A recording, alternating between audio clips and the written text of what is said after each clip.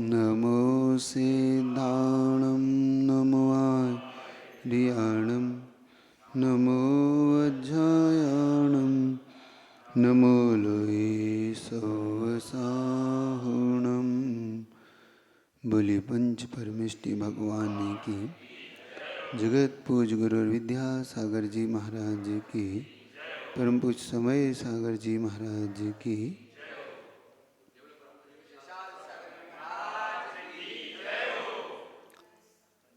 आने वाला पोजीशन पर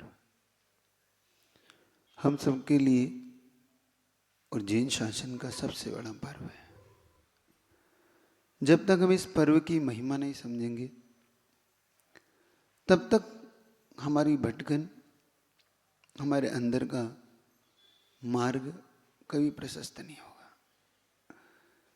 जब देखता हूँ इस दक्षिण भारत में की स्थिति इस धाके तो मुझे बड़ा कष्ट होता है, दुख होता है हमें कि हमारे युवक, हमारे जैन समाज के लोग, जिन्हें अपने जैन शासन पर गर्व होना चाहिए, जिन्हें इस पर्युषण पर्व पे विशेष तौर से अपने, चाहे वो अपने नगरों में शामिल हो, चाहे शिविर में शामिल हो या ना हो, उससे मतलब नहीं है मुझे, लेकिन अपने जिनालयों में जाके उस दिन विशेष तौर से अभिषेक और पूजन करने का जिनका उद्देश्य होना चाहिए। लेकिन जब जैन समाज अपने वीतराग मार्ग से भटककर जब सुनता हूं कि 10 दिनों के लिए ना जाने कहां कहां किस किस पंडालों में जाके वो सिर टेकते हैं, वो किन किन की स्थापना करते हैं, जब मुझे बड़ा अंदर से पीड़ा होती है कि देखो अपनी जैन समाज के युवा लोग वीतराग शासन को छोड़ के, इतनी दुर्लभ चीज को छोड़ के ये युवा वर्ग कहां और किस दिशा में बढ़ चला है। किस प्रकार से हम अपने शासन को छोड़ रहे हैं। जिनको मानने वाले आचार्य शांति सागर जी महाराज को मानने वाले लोग, पूज्य इतने योग श्रेष्ठ आचार्य की भावनाओं को नहीं समझ पाए, लगता है मुझे। कहते हैं जल में मीन प्यासी, मुझे सुन सुन नहावे हासे। स्थिति ऐसी है कि जल में भी रहकर वो प्यासा रह जाता है, क्योंकि जब उसे अपनी निज वस्तु की, अपनी ही शक्ति की जब खबर नहीं होती, सबसे ज्यादा दुख तब होता है। एक बात कहना चाहता हूं इस दक्षिण भारत की जैन समाज से, अपनी जैन शासन की महिमा समझो। इस जैन शासन में क्या नहीं है। इन 10 दिनों में सबसे ज्यादा युवाओं को जो जिन शासन में, जिन मंदिरों में, जिनालयों में जाके अभिषेक पूजन सिर टेकना चाहिए, वो ना जाने किन किन की स्थापनाओं में जाते हैं और वहां जाकर क्या पाते हैं, न जाने कौन सा भ्रम बैठ गया है ना।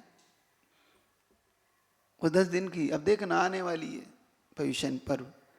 इन जिनालयों में लोग, सिर्फ बुजुर्ग लोगों की, वो भी, उनका भी अंदर का मिथ्या शायद गहरा है, वो भी जाएंगे, फिर वो भी वहां जाके सिर टेकाएंगे। घरों में स्थापना करते हैं, घरों में बिठाते हैं, पंडालों में जाके नाचते हैं, गाते हैं, पंडालों में सिर टेकते हैं। उन्हें यह नहीं लगता कि अपना जिन शासन कितना बड़ा है। क्या नहीं है अपने जैन शासन। जैन शासन कितना बड़ा है पता है आपको। और पूज्यवर शांति सागर जी को मानने का दावा करते हैं।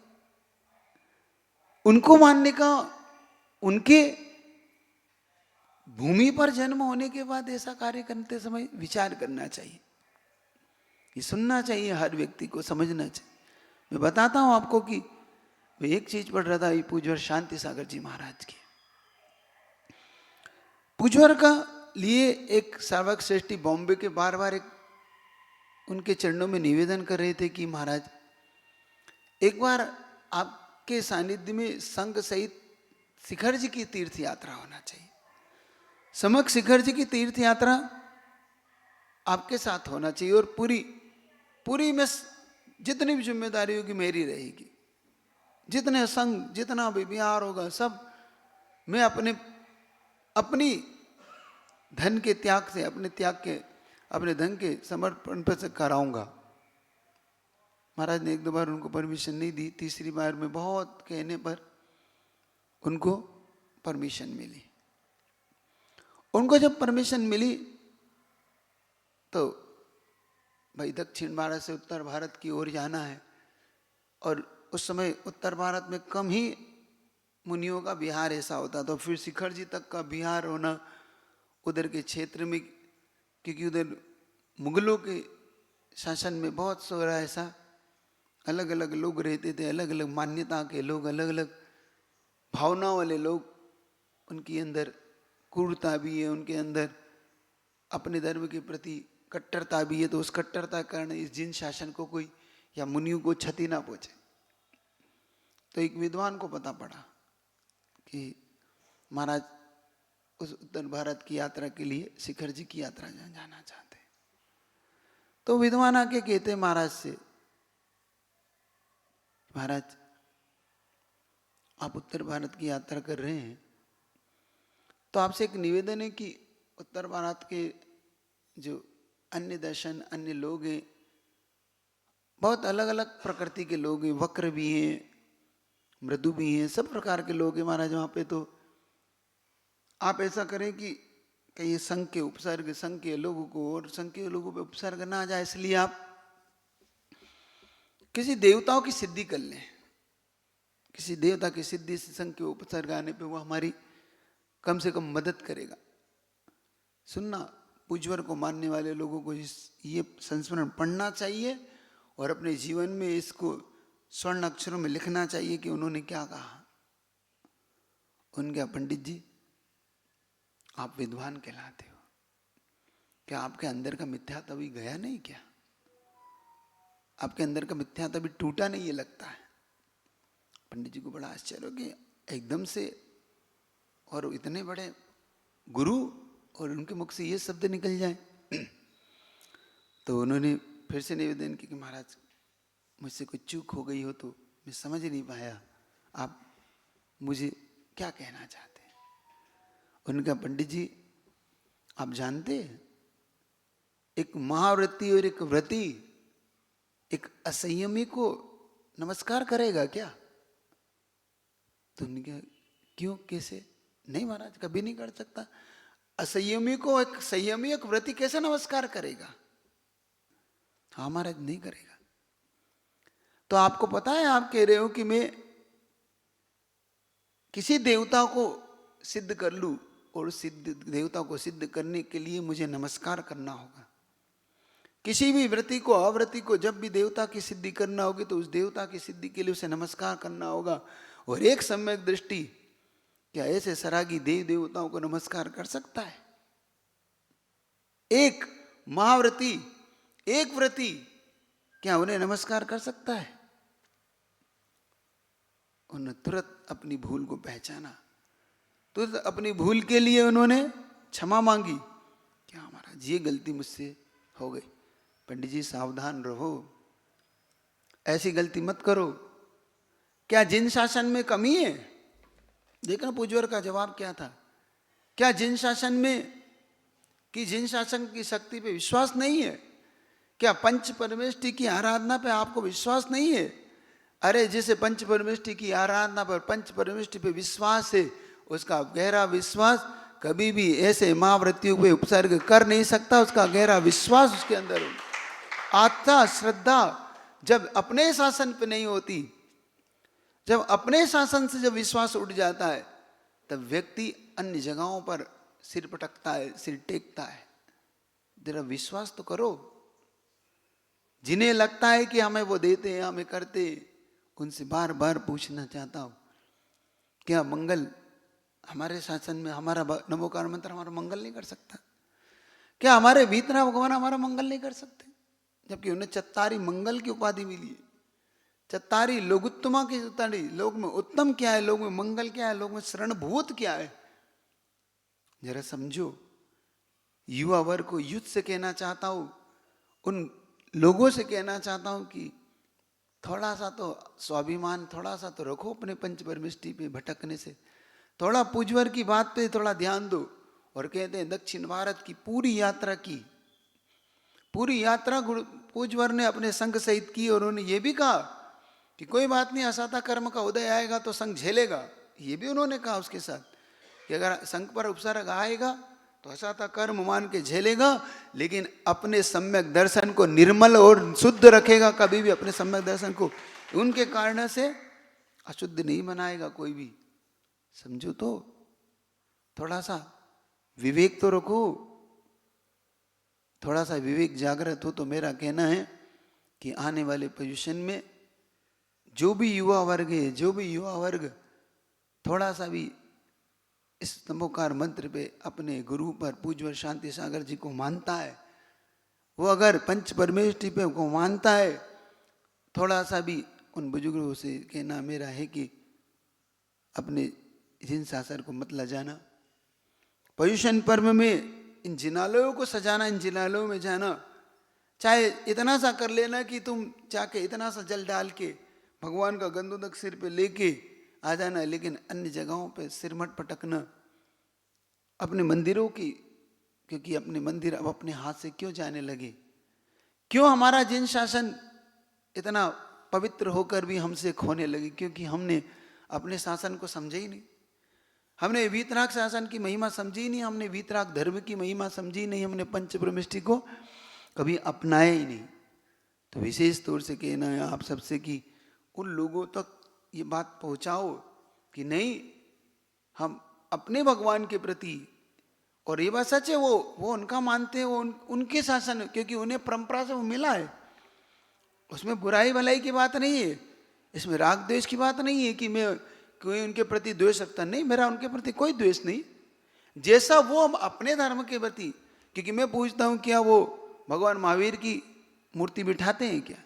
महावीर भगवान की भक्ति करते हैं क्या? आदिनाथ भगवान की भक्ति करते हैं क्या? क्या वो पर्युषण पर्व में आपके जिनालयों में जाने को तैयार हो जाएंगे क्या? नहीं।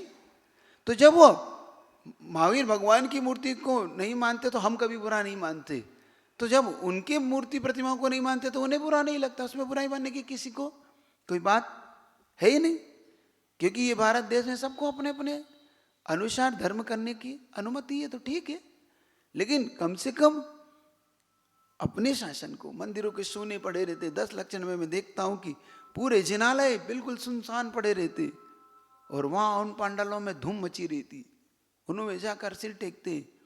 तो मुझे लगता है कि देखो किस प्रकार से हमने अपने शासन को खो दिया, हमने इसकी महिमा को कम कर दिया। तो इसकी महिमा को बढ़ाना, थोड़ा सा अंदर से उत्साह विवेक पूर्वक कार्य करना, समझना कि अपने शासन में बहुत महिमा है, बहुत इसके इस गंधोदक के चमत्कार को समझो। भगवान वीतराग शासन की मुद्रा को धूल पे लगाओ, उनके चरणों को, और एक बार थोड़ा सा नवोगार मंत्र पे विश्वास करके देखो। तो इतना ही कहना चाहता हूँ, एक संदेश देना चाहता हूँ कि ये 10 लक्षण पर्व में जो कुछ भी युवा लगे, बुजुर्ग लोग हैं, जो भी जैन हैं, उनका अगर जैनित्व थोड़ा सा जागता है तो 10 लक्षण में कहीं भटकने की जरूरत नहीं।